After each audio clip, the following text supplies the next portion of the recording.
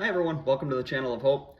I was sitting down with my wife the other day, we were having a meal, and through conversation I brought up that I heard a Harvard professor step down recently because the institution, the college, was admitting people based on certain boxes that were being checked as opposed to actual credentials and ability level. Um, so just after a few minutes of conversing back and forth, my wife and I said, "Well, why for the application process for colleges, for jobs, it could be anything and everything.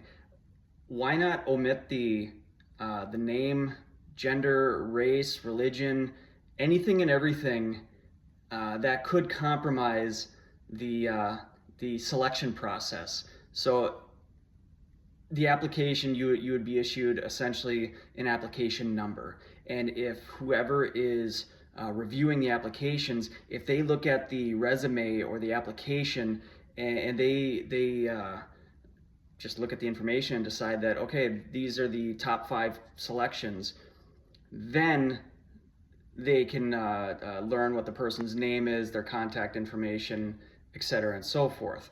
But leading up to that point, they don't know the person's name, they don't know their age, they don't know their gender, they don't know their race, their religion, anything that could sway a person or an institution.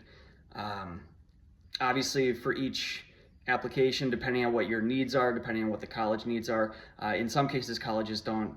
A lot of times, they don't even interview. There is no need to interview. It's just for maybe the higher end, more prestigious colleges, as well as certain degrees. So in many cases at the college level, you wouldn't even have to know any of those little details about the individual.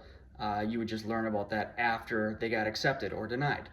Same thing with a job. If you have certain requirements, a person needs to be able to lift 80 pounds or whatever a master's degree in this or that, that's fine.